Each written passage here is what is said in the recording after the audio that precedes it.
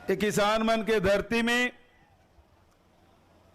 हमार बालोद गुरुर ब्लॉक ये किसान मन के आंदोलन के धरती और में यही यो भाटा है जेमें राहुल जी आए रही से आज ओकर छोटे बहनी प्रियंका जी आए। जोरदार ताली बजा के प्रियंका जी के स्वागत कराओ।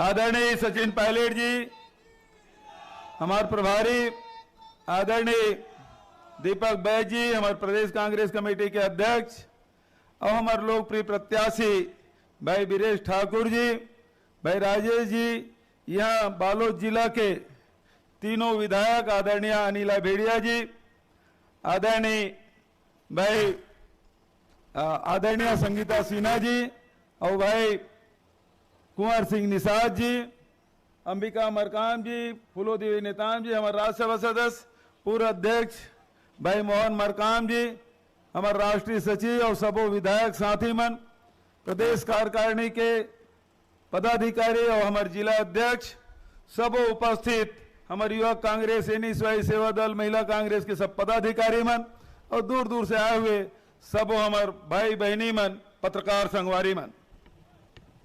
राष्ट्रीय मुद्दा में आदरणीय प्रियंका जी आप सबसे बात करी। अभी बीरेश जी संविधान के बात करत रही से एकरो बारे में प्रकाश डाली आदरणीय प्रियंका जी है। न्याय 5 न्याय की बात हो है, एकरो बारे में हमार नेत्री प्रियंका जी आपसे बात करी। मैं बहुत ज्यादा वो बात नहीं कहा, मैं तत्के कहना चाहता हूं कि 5 साल पहले जब राहुल जी आए रही से 2018 में, तब आपसे वादा करे रही से किसान मल्ला किसान के कर्जा माफी हुई, 2500 रुपया क्विंटल में धान खरीदे जाई, 35 किलो राशन सब परिवार ला मिली और बिजली बिल हाफ सब ला मिली। और वो 5 साल में केंद्र सरकार के अड़ंगा के बावजूद भी, कोरोना काल के बावजूद भी कांग्रेस के छत्तीसगढ़ सरकार किसान, मजदूर, गरीब, महिला, नौजवान के साथ खड़े रही से ये बात ला आप ला कहना चाहता हूं। 2023 के चुनाव में कोनो नहीं सोचे रही से कि कांग्रेस की सरकार नहीं बनी, लेकिन स्थिति आप देखा तो 2023 में हमारी सरकार नहीं बनी, लेकिन बालोद जिला के धरती ला, बालोद जिला के मतदाता भाई बहनी मल्ला मैं हृदय से धन्यवाद देता हूं कि भारतीय जनता पार्टी के बरगलाए में आप नहीं आए और कांग्रेस के पक्ष में खड़े रहे। लेकिन कुछ बस्तर, कुछ दुर्ग रायपुर, कुछ बिलासपुर और सरगुजा के जनता ये बरगलाए में आ गए, ये यही बार विधायक वाला निपटा दो, कांग्रेस की सरकार तो बनते छे, फिर से किसान मन के ऋण माफी हुई और एक सीट खसकात पूरा सरकारें खिसक गया। एक नुकसान सबसे ज्यादा छत्तीसगढ़ ला हुई, छत्तीसगढ़ के किसान बहनी मन ला हुई, नौजवान साथी और लड़का मन ला हुई। आप देखो ये 4 महीना में जब का हमारी योजना है एक एक करके बंद करत जात। जब ले विष्णुदेव साय के सरकार बने हैं तब ले साय साय सब कटौती चला थे, बिजली कटौती चला थे साय साय, बिजली की बिल बढ़ी साय साय। सबसे पहले गोबर खरीदी बंद हुई साय साय, वर्मी कंपोस्ट बंद हो गए, रीपा बंद हो गए, चाउर अब 5 किलो मिली, नमक अब नहीं मिले, राजीव मितान क्लब बंद हो गए, बेरोजगारी भत्ता बंद हो गए ना, भूमिहीन श्रमिक मन के पैसा मिलना बंद हो गए।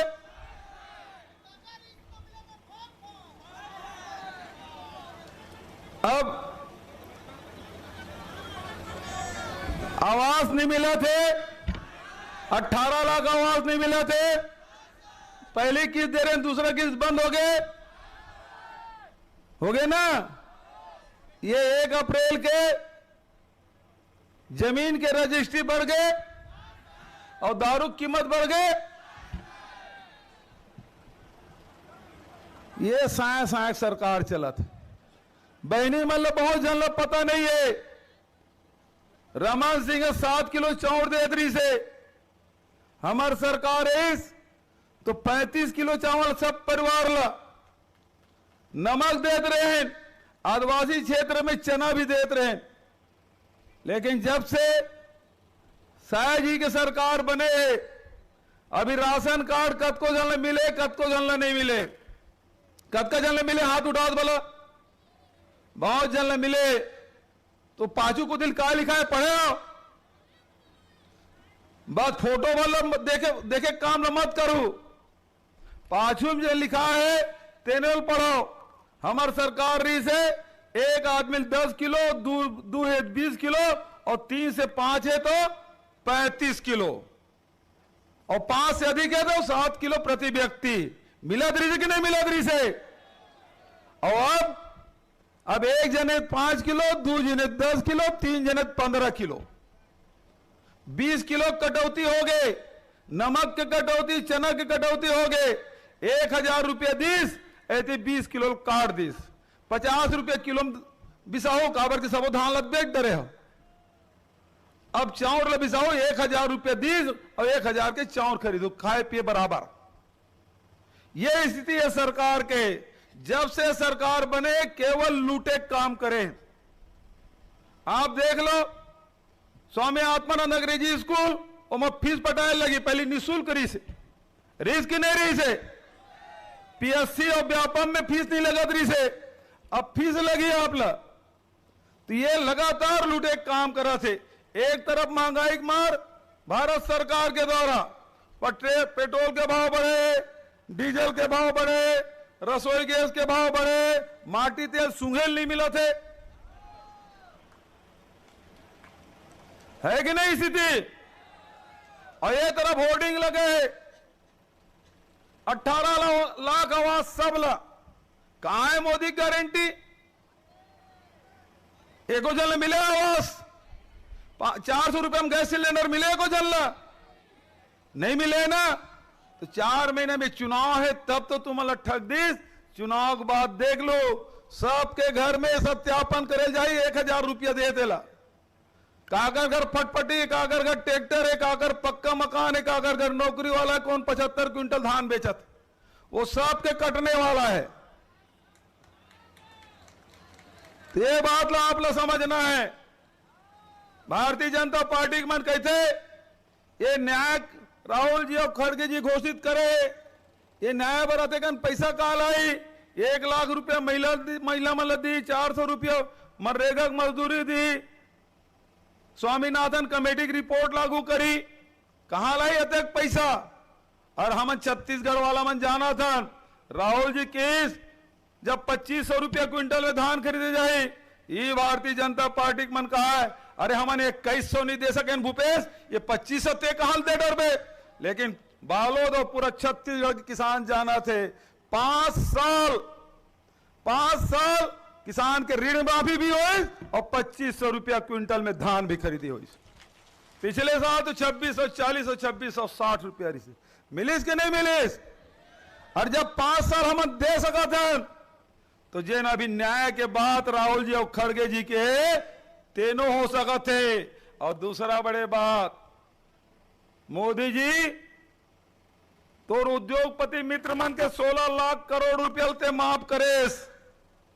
अब राहुल जी कहा थे हम सब किसान घर के लेकर मजदूर परिवार के हन सब जाना था खेत में जब धार जाते वो धार भरला होती जिन अडानी अंबानी या उद्योगपति मन को जाते तेल बढ़िया पेरोसी मता के छाप देवो होती धार जाबे नहीं करे।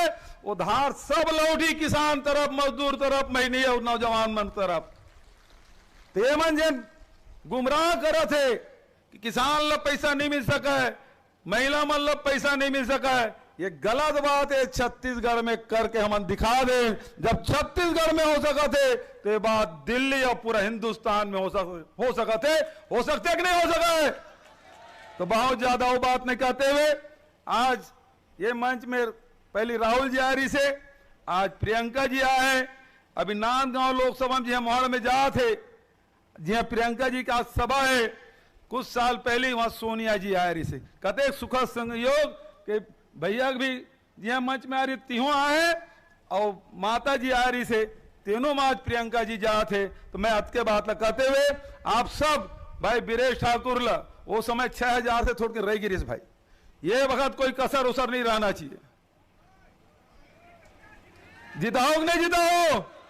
जिताओ, हाथ उठा के बताओ। बहुत बहुत धन्यवाद। जय हिंद, जय छत्तीसगढ़। धन्यवाद बघेल जी। अब मैं बहुत ही सम्मान के साथ हमारे प्रदेश कांग्रेस कमेटी के जुझारू और ऊर्जावान युवा अध्यक्ष आदरणीय दीपक बैज जी से मैं आग्रह करता हूं इस सभा को संबोधित करने का कष्ट करें। दीपक बैज जी।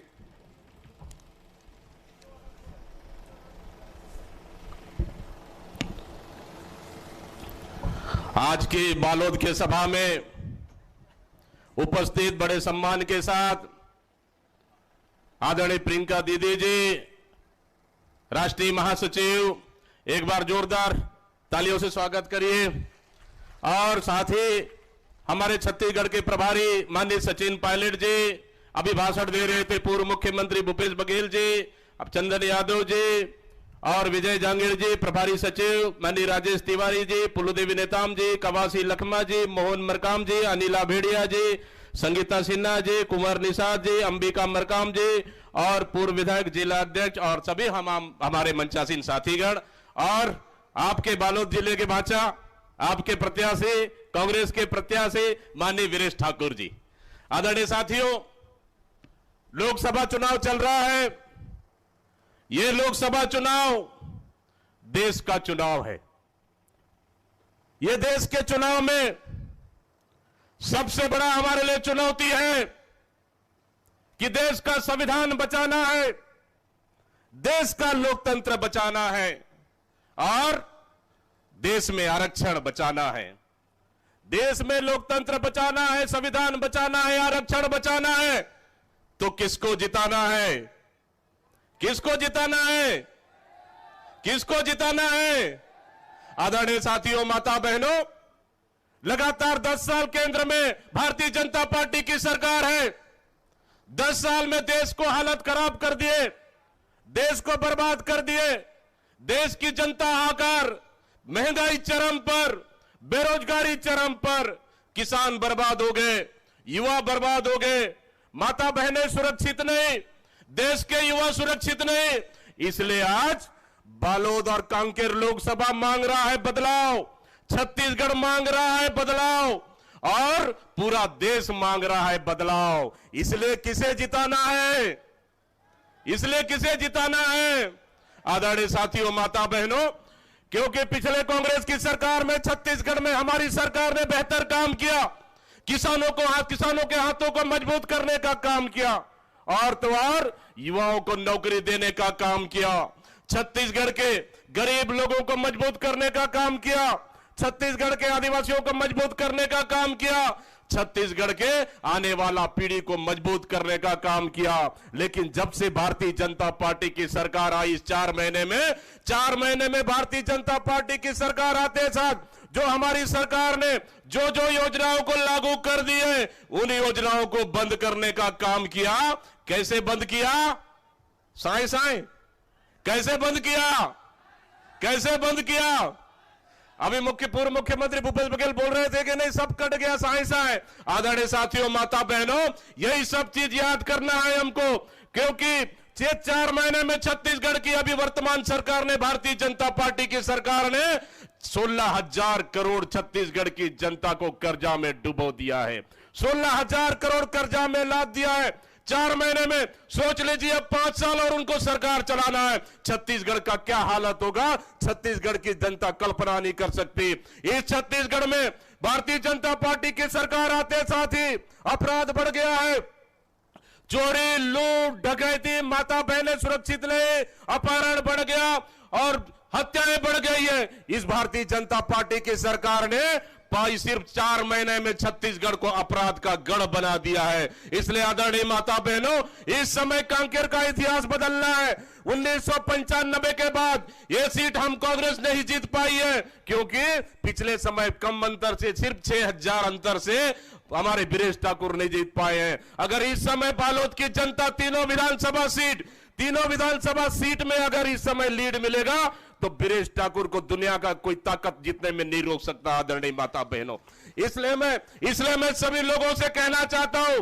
कि कांकेर उनका मायके और बालोद उनका ससुराल। जिताना है कि नहीं जिताना है? बताओ, जिताना है कि नहीं जिताना है? एक बार हाथ उठा के बोलो, भाजपा को जिताना है कि नहीं जिताना है?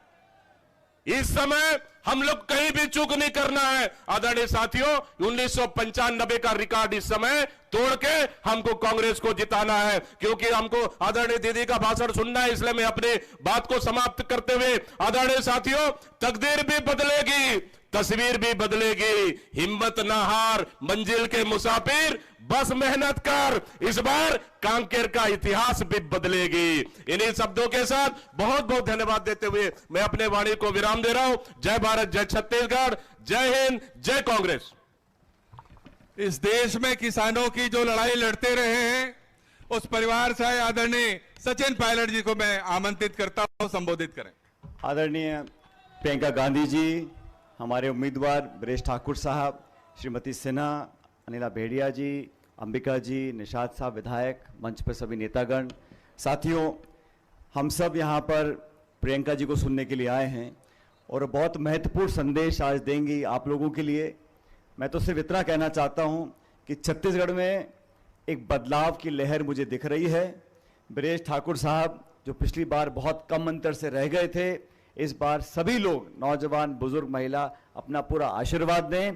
पहले चरण के चुनाव पूरे देश में हुए और पहले चरण के चुनाव में जो रुझान देखने को मिल रहा है, भारतीय जनता पार्टी पूरी बैकफुट पे आ गई है और प्रियंका जी पूरे देश में पार्टी के लिए प्रचार कर रही हैं। इनको भी एहसास हो रहा है कि पूरा बदलाव चाहता है छत्तीसगढ़, पूरा भारत। 10 साल की सरकार ने सिर्फ वादे और जुमले दिए हैं, बदलाव का समय आया। और कांकेर लोकसभा क्षेत्र में हमेशा से कांग्रेस मजबूत रही, लेकिन पिछली बार बहुत कम वोटों से बृजेश जी हार गए थे। मेरा आप लोगों से करबद्ध निवेदन है, आज शादी का समय है, गर्मी का समय, फिर भी आप लोग इतनी बड़ी तादाद में यहाँ पर आए हो प्रियंका जी को सुनने के लिए। मैं आपका धन्यवाद देना चाहता हूँ, साधुवाद देना चाहता हूँ और सिर्फ इतना कहता हूँ, कांग्रेस पार्टी ने संकल्प लिया है, वादा किया है कि किसान की खरीद पर कानून बनाएंगे, हर गरीब परिवार के घर पे प्रतिवर्ष 1 लाख रुपया देंगे, 30 लाख हम लोग नौकरियां देंगे, महिला नौजवानों को आगे लेकर जाएंगे। और कांग्रेस वो दल है जो 140 साल से खून पसीना बहाकर, शहादत देकर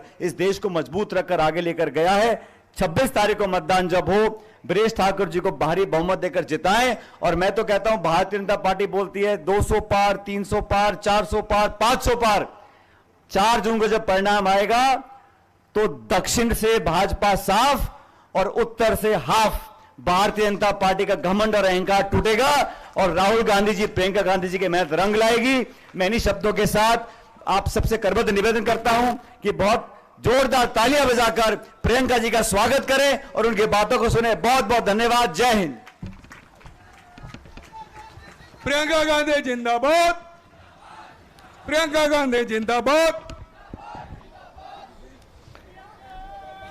श्री सचिन पायलट जी, श्री दीपक बैद जी, श्रीमती फूलोदेवी नेताम जी, श्री मोहन मरकाम जी, श्रीमती अनिला भेड़िया जी, श्रीमती संगीता सिन्हा जी, श्री कुंवर निषाद सिंह जी, अंबिका मरकाम जी, राजेश तिवारी जी, जिन्होंने मेरे साथ यूपी में काम किया, और यहाँ के प्रत्याशी श्री बृजेश ठाकुर जी, आप सबका इस सभा में बहुत बहुत स्वागत।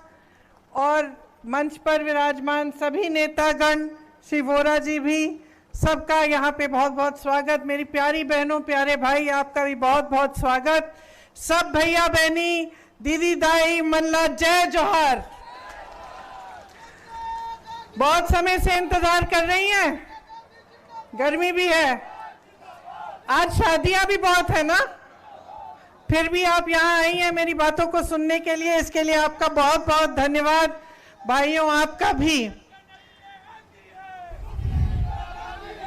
बोलो।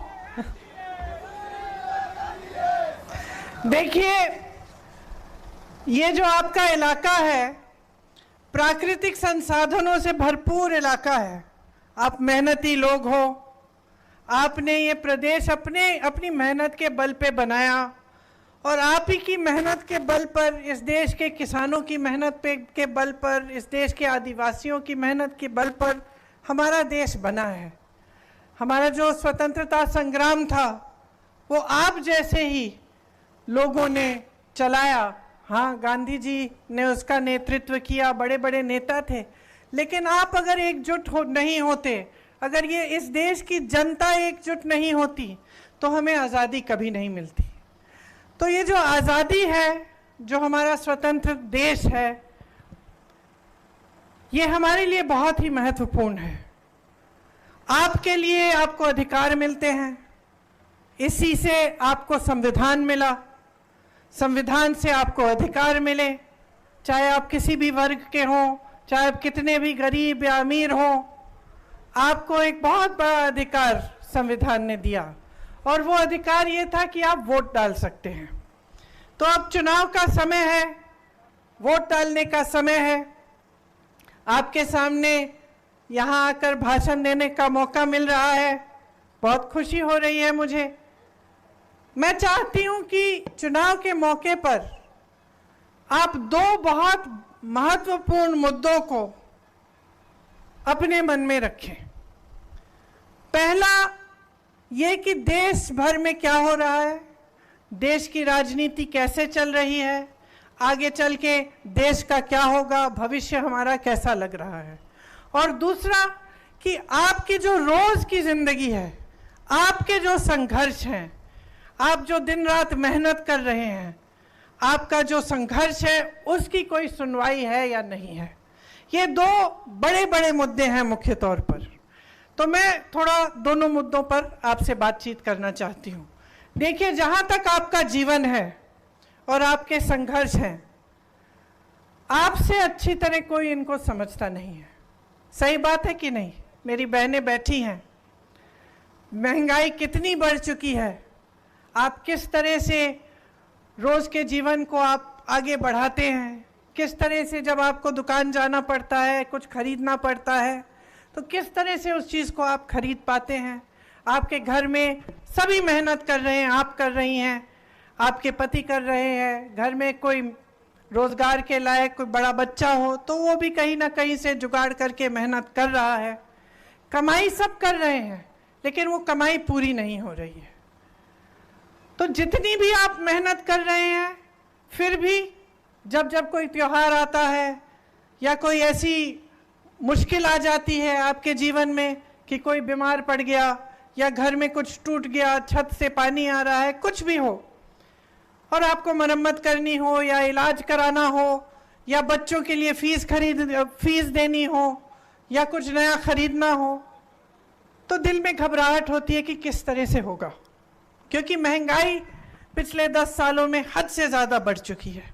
तो ये आपकी एक बड़ी समस्या है। एक दूसरी आपकी समस्या है कि बेरोजगारी 45 सालों में आज देश में सबसे ज़्यादा हो चुकी है। बेरोजगारी इतनी है कि चाहे कितना भी आप अपने बच्चों को पढ़ाएं लिखाएं, आपको ये गारंटी नहीं मिल सकती कि पढ़ने लिखने के बावजूद उसको रोजगार मिलेगा कि नहीं मिलेगा। तो तमाम हमारे जो नौजवान हैं, चाहे महिला हो चाहे पुरुष हो, सब बेरोजगार बैठे हैं। तो ये एक बहुत बड़ी आपकी एक और समस्या है। किसानों की बहुत समस्याएं हैं। आज किसान भी महंगाई से जूझ रहा है। जितने भी सामान आप खेती में इस्तेमाल करते हैं सब पे जीएसटी है, सब महंगे हो गए हैं। पेट्रोल के दाम बढ़ गए हैं, डीजल के दाम बढ़ गए हैं, तो किसान खेती में भी कमा नहीं पा रहा है। तो ये आपकी जो बड़ी बड़ी समस्याएं हैं, उनको हल करने की कोशिश कांग्रेस की सरकार ने जब प्रदेश में थी तो की। आपसे बघेल जी कह रहे थे, आपको याद होगा कि धान को 2500 रुपए में खरीदा जा रहा था, याद है कि नहीं? किसानों का कर्जा माफ किया था कांग्रेस की प्रदेश सरकार ने। भूमिहीनों को 7,000 रुपए मिलते थे सालाना। गोबर की खरीद होती थी। बिजली का बिल आपका आधा किया गया था। हर परिवार को, आप बघेल जी ने बताया, 35 किलो चावल मिलता था कि नहीं मिलता था ना। आदिवासी भाई बहनों को अपनी जमीन वापस दी गई, पट्टे वापस मिले। आंगनबाड़ी और मितानिन बहनों को आपके लिए आपका मानदेय बढ़ाया गया। छत्तीसगढ़िया स्वाभिमान की रक्षा की गई। हर तरह से जो आपकी संस्कृति है, जो आपकी परंपरा है, उसको कायम रखने का काम भूपेश बघेल जी ने किया। अब सरकार आपने बदल दी। उन्होंने आपको बताया कि कैसे कहीं कहीं शायद विधायक से चूक हो गई, तो कुछ विधायकों को हराने के लिए आपने प्रयास किया, इसलिए पूरी सरकार चली गई। सरकार चली गई, एक भाजपा की सरकार आई। उस सरकार ने आपके राशन के चावल में कटौती की। सिर्फ आपको 5 किलो मिलता है जब आपको 35 किलो मिलता था। बेरोजगारी का भत्ता बंद कर दिया। गोबर की खरीद बंद कर दी। वर्मी कंपोस्ट बंद कर दिया। गौठान में आपको कितना रोजगार बना के दिया और किस तरह से हमने गौठानों को मजबूत किया। मुझे गर्व होता था, हर प्रदेश में जाती थी, कहती थी कांग्रेस की सरकार को देखो किस तरह से गौठान बनाए हैं छत्तीसगढ़ में। आज उसमें से भी आपको रोजगार नहीं मिल रहा है। जो भूमिहीनों को पैसा मिलता था वो भी आज बंद हो गया है। तो मैं आपसे पूछना चाहती हूँ, इतनी भयंकर महंगाई है, दाम में आग लगी हुई है। पेट्रोल चला गया 100 पार, डीजल चला गया 90 पार, सोना चला गया 73,000, चांदी चली गई 90,000, दोपहिया चली गई 1 लाख पे, गैस सिलेंडर का दाम 1200 हो गया। दाल का दाम देखिए, सस्ता क्या है। आपके लिए कौन सी ऐसी सुविधा बनाई है नरेंद्र मोदी जी की सरकार ने, प्रदेश में जो नई नई आपने भाजपा की सरकार बनाई है? कौन सी ऐसी सुविधा बनाई जिससे आपके जीवन के संघर्ष में आपको मदद मिल पाए? इनको लगता है कि लोग 5 किलो राशन का इंतजार करते रहें, 2,000 रुपयों का इंतजार करते रहें, 100 रुपए का गैस का सब्सिडी उसके लिए इंतजार करते रहें। क्या ऐसे भारत विकसित होगा? क्या ऐसे आप आगे बढ़ पाएंगे? कोई रोजगार नहीं, महंगाई को घटाने की कोई बात नहीं। कोई आपको थोड़ा बहुत राशन पकड़ा देता है, कहता है इसी में खुश रह जाओ। ऐसे भारत विकसित नहीं होगा बहनों। भारत को विकसित बनाने के लिए ऐसी स्कीम लानी पड़ेगी जैसी प्रदेश सरकार ने आपके लिए चलाई, और उस तरह की स्कीम कांग्रेस पार्टी आपको गारंटी करके कह रही है कि पूरे देश भर में लागू करेगी। मेरी बहनें यहाँ बैठी हैं, सबसे बड़ी हम स्कीम जो लागू करना चाहते हैं वो ये है कि हर गरीब महिला को 1 लाख रुपए सालाना मिलेंगे। 1 लाख रुपए हर गरीब महिला, मतलब जो एक परिवार में सबसे बड़ी जो गरीब महिला है। 25 लाख तक आपको इलाज मुफ्त में मिलेगा। ये हमने करके दिखाया। ये राजस्थान में हमने करके दिखाया था अपनी प्रदेश सरकार में। वहां 25 लाख रुपए तक लोगों को इलाज मुफ्त मिल रहा था। वहां भाजपा की सरकार आई, आज उसी 25 लाख को गिराकर 5 लाख की इंश्योरेंस 5 लाख का कर दिया है। सरकारी नौकरियों में हम चाहते हैं कि हमारी बहनों को 50% आरक्षण मिले। मतलब सरकारी नौकरी जितनी भी है पहले के आरक्षणों के तहत आपको उनकी उसका आधा महिलाओं को मिलेगा। आशा, आंगनवाड़ी और मितानिन बहनों के लिए जो मानदेय है उसमें केंद्र की सरकार अपना हिस्सा बढ़ाएगी। इसका मतलब है आपका मानदेय और भी बढ़ेगा। किसानों की बात मैंने की, आप कर्ज में डूब रहे हैं, आपको एमएसपी नहीं मिलता, जीएसटी की वजह से महंगाई, आप अपार महंगाई हो गई है, आपको सामना करना पड़ता है, आपकी कमाई नहीं होती। हम चाहते हैं कि जब फसल का नुकसान हो तो 30 दिनों के अंदर अंदर आपका भुगतान हो। एमएसपी एक कानून बन जाए और सिर्फ एमएसपी उन उपजों पे ना हो जिस पर आपका कोई फायदा ना हो। मतलब कि जो आपकी जो यहाँ की उपज है उस पे भी एमएसपी का कानून बने। खेती के सारे सामान जीएसटी से मुक्त हो जाएं। मतलब कि आज जो आप जीएसटी दे रहे हैं, जिसकी वजह से जितने भी सामान आप इस्तेमाल करते हैं उस पे जीएसटी लगी हुई है और महंगे हो गए हैं, वो जीएसटी जब हट जाएगी तो वो सामान और सस्ते हो जाएंगे, तो आपके लिए सुविधा होगी। भूमिहीनों को जमीन दी जाएगी और न्यूनतम मजदूरी 400 रुपए की हम कराएंगे। देखिए, मैंने आपसे मोटे तौर पर जो आपके संघर्ष हैं किसानों के, जो आपके महंगाई और बेरोजगारी की समस्याएं हैं, उसके बारे में बात की। मैं जानती हूं कि यहाँ पे मेरे आदिवासी भाई बहन बहुत सारे हैं। आपको याद होगा कि कांग्रेस की सरकार जब थी और जब रही है, हमने आपकी संस्कृति की रक्षा की है। हम समझते हैं कि जल, जंगल और जमीन पर आपका अधिकार है, और जैसे मैंने आपसे कहा, उस अधिकार की रक्षा हमारा संविधान करता है। आज आपने सुना होगा कि भाजपा के कई ऐसे नेता हैं जो जहां जहां भाषण दे रहे हैं वो कह रहे हैं हमें 400 सीट दे दो, इस चुनाव में हम संविधान को भी बदल डालेंगे। सुना है आपने? ये सुना है? क्यों कह रहे हैं ये? एक तरफ से ये छोटे छोटे नेता और कुछ इनके मंत्री जगह जगह जाके कह रहे हैं कि हम संविधान को बदलेंगे, दूसरी तरफ मोदी जी मंच पे आते हैं और इनके बड़े नेता कहते हैं कि हम संविधान को नहीं बदलेंगे। तो जनता क्या सोचे कि क्या हो रहा है? आपको क्या लगता है कि भाजपा के नेता बगैर मोदी जी की इजाजत इतनी बड़ी चीज कह सकते हैं पूरे देश भर में घूम के कि वो संविधान को बदलेंगे?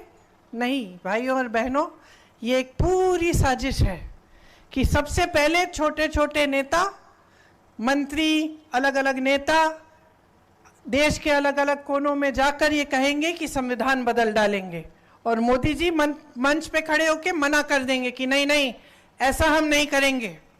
ऐसा पहले भी हुआ है कि बात कहीं और से उभरती है, मोदी जी कहते हैं ऐसा नहीं होगा, चुनाव के बाद वही बात मोदी जी कर डालते हैं। तो आज भी यही हो रहा है कि ये कहलवा रहे हैं अपने नेताओं से जानबूझ के, ताकि ये बात फैल जाए देश में। शुरू में ये नकारेंगे इस बात को, कहेंगे कि नहीं नहीं ऐसी कोई बात नहीं है, वो तो नेता अपने आप कह गया। और जैसे ही इनको 400 सीट मिलेंगी या जैसे ही ये अगला चुनाव जीतेंगे तो संविधान को बदलने की पूरी कार्रवाई ये शुरू कर देंगे। ये सच्चाई है भाइयों और बहनों इनकी, कि इनकी बात पे भरोसा नहीं हो सकता। ये सच्चाई है कि ये आपके अधिकारों को कमजोर करना चाहते हैं।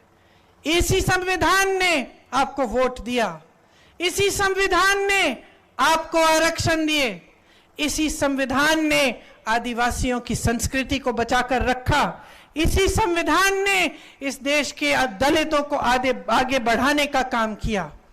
और ये इस संविधान को ही बदलना चाहते हैं, ये आपके अधिकारों को कमजोर करना चाहते हैं।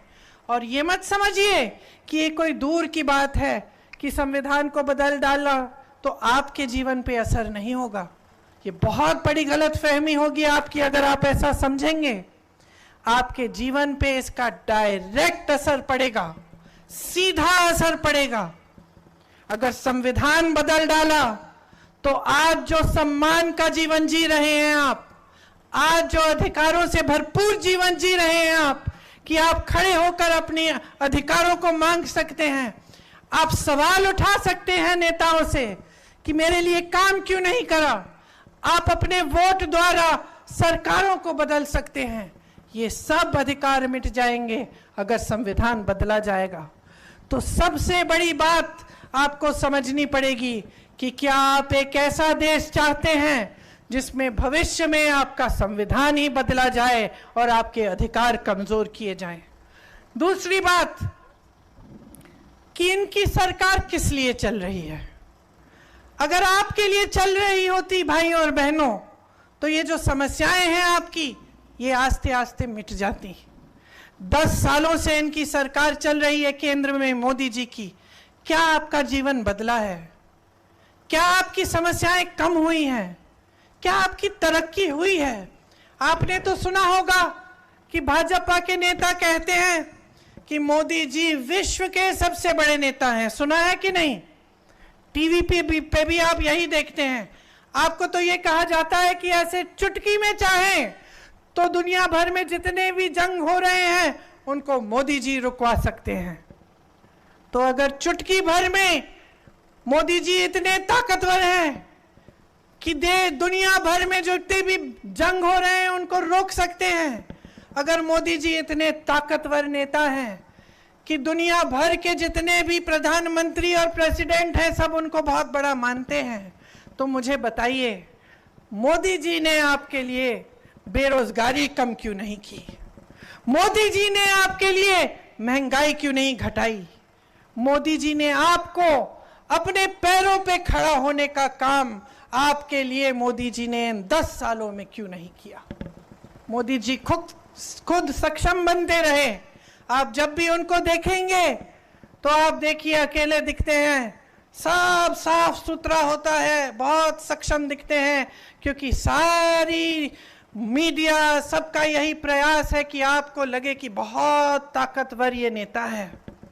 अच्छा है, लेकिन फिर वो ताकत आपकी समस्याओं को सुलझाने के लिए क्यों नहीं इस्तेमाल हो रही है?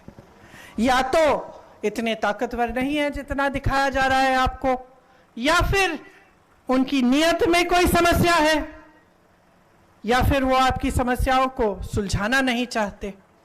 तो जब मैंने आपसे पूछा कि ये सरकार किसके लिए चल रही है, इसलिए पूछा क्योंकि हम लोगों के लिए जो इस सरकार को देख रहे हैं 10 सालों से, ये बहुत स्पष्ट हो गया है कि ये सरकार सिर्फ बड़े बड़े उद्योगपति, और वो भी सारे उद्योगपति नहीं, मोदी जी के कुछ गिने चुने उद्योगपति मित्र, उनके लिए सरकार चल रही है। आपको मालूम है कि उनके एक मित्र के लिए छत्तीसगढ़ में क्या क्या नहीं करवाया उन्होंने? आपको मालूम है कि इन्हीं बड़े बड़े उद्योगपतियों के लिए उन्होंने 16 लाख करोड़ का लोन माफ किया, लेकिन आप किसानों का लोन नहीं माफ करते हैं। किसान आंदोलन करते हैं, कानून लगा देते हैं मोदी जी, जिससे किसान पिसेगा और बड़े बड़े उद्योगपतियों का फायदा होता है, लेकिन मोदी जी उनकी सुनवाई तक नहीं करते। आज देश का लोहा, देश का कोयला, देश की बिजली, देश की सड़कें, देश के हवाई अड्डे, देश के बंदरगाह, देश के हाईवे, सब इन्हीं 2-3 बड़े उद्योगपतियों को सौंप दिए गए हैं। यहां से आपको रोजगार मिलता था, ये संपत्ति थी देश की। ये बड़े बड़े पीएसयू जिनको कमजोर किया गया, जिनके सब्सिडरीज इन लोगों को दिए गए, बैंकों का सारा पैसा इन लोगों को दिया गया, तो ये सरकार तो इन्हीं लोगों के लिए चल रही है। किसान का बेटा क्या करेगा? गरीब की बेटी क्या करेगी? छोटा कारोबारी क्या करेगा जिसकी कमर तोड़ी जा रही है? जीएसटी से, नोटबंदी से मुश्किलों में डाल दिया, उसको दलदल में डाल दिया, निकल नहीं पा रहा है, कमाई नहीं कर पा रहा है। युवा उद्यमी क्या करेगा? हमारे कारीगर क्या करेंगे अगर ये सरकार आगे बढ़ती रहे? तो इस सरकार की नीयत ठीक नहीं है बहनों और भाइयों। मैं जानती हूं कि यहाँ बड़े बड़े नेता आते हैं, आज भी शायद उत्तर प्रदेश के मुख्यमंत्री यहाँ हैं आपके ही जिले में, कल मोदी जी आएंगे, वही धूमधाम से आएंगे, बड़ी बड़ी बातें की जाएंगी आपके सामने, बड़े बड़े वादे करेंगे जैसे पहले भी इन्होंने किए। आदिवासी संस्कृति की बात होगी, लेकिन उसकी बचाने का काम, उसको बचाने का काम नहीं होगा। सच्चाई पे नहीं उतरेंगे, आपसे बेरोजगारी की बात नहीं करेंगे, ये महंगाई जिससे आप जूझ रहे हैं इसकी बात नहीं करेंगे। आपको यही दिखाने की कोशिश होगी कि बहुत ताकतवर है और उन्हीं में आप भरोसा करें तो सब कुछ ठीक हो जाएगा। लेकिन मैं आपसे पूछना चाहती हूं, क्या पिछले 10 सालों में सब कुछ ठीक हुआ? हाँ, नहीं हुआ। कुछ ठीक नहीं हुआ बहनों और भाइयों। महंगाई बढ़ती गई, बेरोजगारी बढ़ती गई। मंच पे आते हैं तो इधर उधर की बातें करते हैं ताकि आपका ध्यान भटकाया जाए। दिखावे की राजनीति है और ये गहराई से इस बात को समझिए। आपने इंदिरा जी को बहुत आदर दिया, बहुत माना, इसीलिए आज जब मैं उनकी पोती आपके सामने आती हूं तो आप मेरा सम्मान करते हैं, क्योंकि आपने उनका आदर किया। क्यों किया? दिखावे के लिए नहीं किया, आपने इसलिए किया कि आपके घरों में आई, आपके बीच आई, आपकी समस्याओं को उन्होंने समझा, कोशिश की कि आपको आपके पट्टे वापस दिए जाएं, आपको अपने अधिकार वापस दिए जाएं, आप अपने पैरों पे खड़े हों। दिखावे की राजनीति नहीं की और आज इस देश में पूरी तरह से दिखावे की राजनीति चल रही है। आज तो ये स्थिति आ गई है कि नेता अगर पूजा भी कर रहा है तो उसके साथ कैमरा होना चाहिए, टीवी पे आपको दिखना चाहिए, सारा दिखावा होना चाहिए। इंदिरा जी भी पूजा करती थी, एकांत में करती थी। अपने कमरे में एक छोटा सा पूजा का कमरा बनाया था, कमरे के साथ, वहां पे चुपचाप से करती थी। दिखावे के लिए नहीं थी ये बात। धर्म को इस्तेमाल नहीं किया जाता है राजनीति के लिए। ये हमारी परंपरा नहीं रही है, हमारे देश की पुरानी परंपरा रही है कि धर्म का मतलब है सेवा, धर्म का मतलब है सत्य। अगर नेता मंच पे खड़े होके आपको झूठे वादे करे तो धार्मिक नेता नहीं है, वो सत्य के पथ पर नहीं चल रहा है। आपको वो वादा किया जाना चाहिए जो वादा पूरा होगा। इसीलिए कांग्रेस पार्टी की जो गारंटी है उसका प्रमाण आपके सामने है। कर्नाटका में हमने कहा हम महिलाओं को कुछ देंगे, हर महीने पैसे देंगे, आज उनको मिल रहा है। यहाँ पे हमने कितना काम करके दिखाया छत्तीसगढ़ में आपको, आपने खुद देखा। जैसे मैंने गौठानों की बात की, मानदेय की बात की, आपने खुद देखा कि काम किया हमारी सरकार ने। इसलिए हम चाहते हैं कि आदिवासियों के लिए खास जो SC/ST सब प्लान है उसको हम लागू करेंगे। विशेष बजट जारी करेंगे हम आपके लिए और दलितों के लिए। वन अधिकार कानून वाले पट्टों को 1 साल में हम उन पर सब पट्टों का फैसला करवाएंगे। और जहां आदिवासियों की जनसंख्या ज्यादा है उन क्षेत्र को हम अनुसूचित क्षेत्र घोषित जरूर करेंगे। देखिए अभी बघेल जी मंच पे थे, निकल गए हैं क्योंकि अगली मीटिंग में जाना था। उन्होंने बहुत संघर्ष किया आपके लिए, उन पे बहुत भयानक हमला किया गया और ये हमला इसीलिए किया गया क्योंकि वो छत्तीसगढ़ का सम्मान बढ़ा रहे थे। ये कहा गया कि बहुत भ्रष्ट है, तमाम उन पे केस लगाए गए। मुझे याद है 1.5 साल पहले ही उन पे केस लगाया गया, उन पे आरोप लगाए गए, लेकिन वो रुके नहीं। जब भी मैं उनसे मिलती थी आपकी बात कि मैंने गौठान में ऐसा काम किया है कि दीदी मालूम है आज हम 35 किलो का राशन दे पा रहे हैं, ये सारी बातें होती थी। वो जो भ्रष्टाचार के आरोप जिन्होंने लगाए सबसे भ्रष्ट तो वही निकले। भाजपा के बड़े से बड़े नेता, आपने टीवी पे पता नहीं देखा है कि नहीं, क्योंकि ज्यादातर टीवी और मीडिया पे ये चीजें आजकल दिख नहीं रही हैं, लेकिन सच्चाई ये है कि मोदी जी ने सबको भ्रष्ट कहा। बड़े बड़े मुख्यमंत्रियों को, हेमंत सोरेन जी को जो आदिवासी मुख्यमंत्री हैं उनको जेल में डाल दिया, सब पे केस डाले, सांसदों को संसद से निकाल दिया, खूब कार्रवाई की, छापे लगवाए, केस लगवाए, सबको बोल दिया कि सब भ्रष्ट है, सिर्फ मैं ईमानदार हूं। सिर्फ एक इंसान कहते हैं कि देश में भ्रष्टाचार के खिलाफ लड़ रहे हैं। फिर एक अनोखी बात हुई, सुप्रीम कोर्ट ने कहा कि मोदी जी ने एक स्कीम निकाली थी और उस स्कीम में जो भी राजनीतिक दलों को चंदा देता था उसका नाम गुप्त रहता था। तो अनोखी बात क्या हुई कि एक केस डला और सुप्रीम कोर्ट ने यह तय किया कि भाई ये स्कीम सही नहीं है, क्योंकि इस स्कीम में जो नाम गुप्त रहते हैं उससे भ्रष्टाचार बढ़ जाएगा। सुप्रीम कोर्ट ने कहा मोदी जी को और उनकी सरकार को कि ये जो सूची है कि आपको किस किस ने चंदा दी, उस सूची को पारदर्शी बनाओ, जनता के सामने रख दो।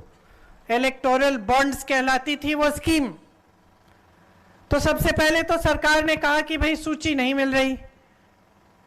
फिर सुप्रीम कोर्ट के जज को गुस्सा आया, उन्होंने कहा 2 दिन में निकाल के दो ये सूची। तो मजबूरन सूची निकली। जब सूची निकली तो सब साफ साफ दिखने लगा। क्या दिखा? यह दिखा कि जिस पर छापे मारे थे मोदी जी की सरकार ने, उसके बाद उनसे चंदा मांगी, चंदा मिल गई, छापे बंद। जिसको धमकाया था चंदा मांगी, चंदा मिल गई, धमकाना खत्म, केस सारे बंद, कार्रवाई बंद। पता चला कि ऐसी कंपनियां थी जिनका मुनाफा कम था और चंदा ज्यादा दी हुई थी। क्या मतलब है इसका? इसका मतलब है कि कहीं से काला धन सफेद करने का काम इसी इलेक्टोरल बॉन्ड से किया गया था। आगे मैं बताती हूं। ये भाजपा के नेता जो हम सबको भ्रष्ट कहते हैं, सब पे केस डाल देते हैं, किसी पे हजारों करोड़ का केस आरोप, किसी पे कुछ। और सुनिए, जिस दिन वो नेता कहता है कि मैं भाजपा में शामिल होने जा रहा हूं, अचानक सारे केस गायब।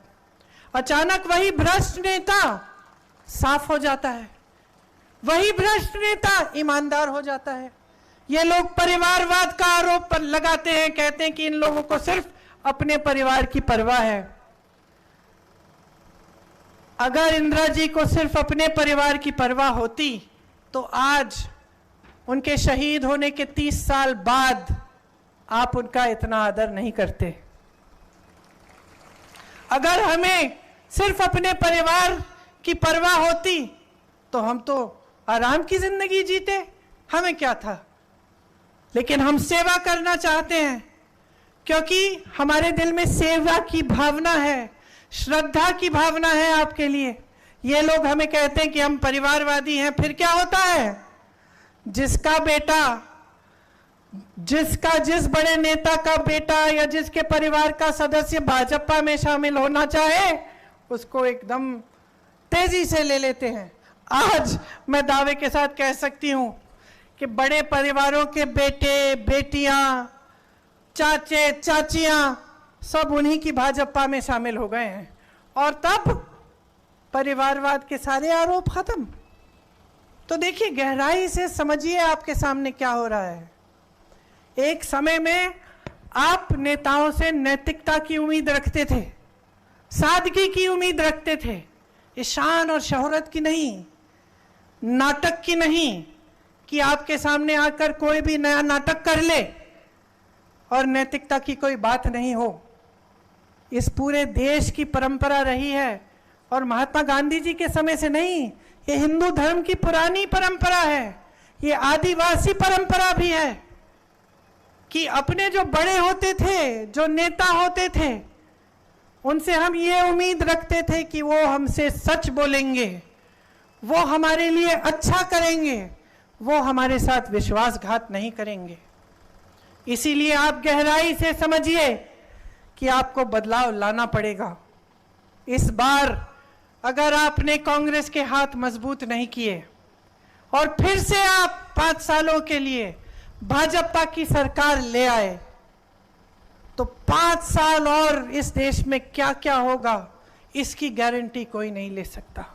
संविधान बदला जाएगा, आपकी बेरोजगारी बढ़ेगी, आपकी महंगाई और भी बढ़ेगी, आपकी समस्याएं बढ़ती चली जाएंगी, ये देश बड़े बड़े उद्योगपतियों को सौंपा जाएगा, ये नेता और भी ताकतवर बनेंगे, और भी शोहरत होगी इनकी, शान होगी इनकी, लेकिन सब अंदर से खोखला होगा।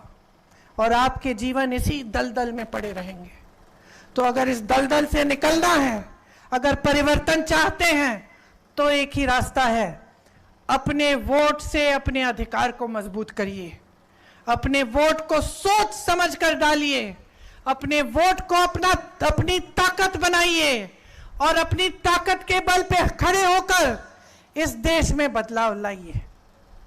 आप सबने बहुत ध्यान से मेरी बातों को सुना, इसलिए मैं आपको बहुत बहुत धन्यवाद देती हूं। जिस दिन पोलिंग का दिन होगा, ये दो बातें, एक जो देश भर में राजनीति चल रही है उसको बदलने की बात, और दूसरी जो गहरी समस्याओं का सामना आप कर रहे हैं उनके समाधान ढूंढने की बात, इनको आप अपने मन में रखकर पूरे विवेक से अपना वोट दीजिए। मुझे पूरी उम्मीद है और मैं जानती हूं कि अगर आप समझदारी से अपना वोट देंगे तो यहाँ के उम्मीदवार, कांग्रेस के उम्मीदवार को आप जिताएंगे और एक बार फिर 10 सालों बाद एक ऐसी सरकार केंद्र में लाएंगे जो आपके लिए काम करती रहे और आपके लिए पूरी श्रद्धा से सेवा करे।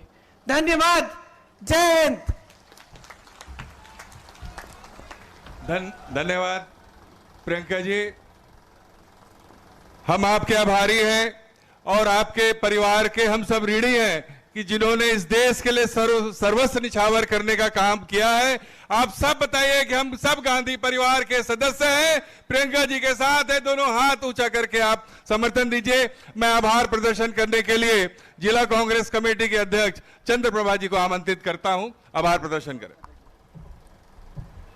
आज कांकेर लोकसभा की न्याय संकल्प रैली को संबोधित करने के लिए हमारे बीच में अखिल भारतीय कांग्रेस कमेटी की महासचिव आदरणीय प्रियंका गांधी जी उपस्थित हैं। हमारे बीच में हमारे छत्तीसगढ़ के प्रभारी सचिन पायलट जी उपस्थित हैं। साथ में सह प्रभारी चंदन यादव जी उपस्थित हैं। हमारे बीच में भूपेश बघेल जी उपस्थित हैं। आदरणीय हमारे समस्त मंच को मैं के लिए आभार प्रदर्शन करती हूं कि आप लोगों ने यहाँ के हमारे संकल्प रैली को संकल्प दिलाकर भैया वीरेश भैया को जिताने के लिए आप लोगों ने सभा को संबोधित किया। मैं आप लोगों का बहुत बहुत आभारी हूं और हमारे समस्त जिले के कांग्रेस आए सभी का मैं बहुत बहुत आभार करती हूं कि 26 तारीख को आप वीरेश भैया को हमारे लोकसभा प्रत्याशी को जिताएंगे। धन्यवाद। जय हिंद, जय भारत, जय छत्तीसगढ़।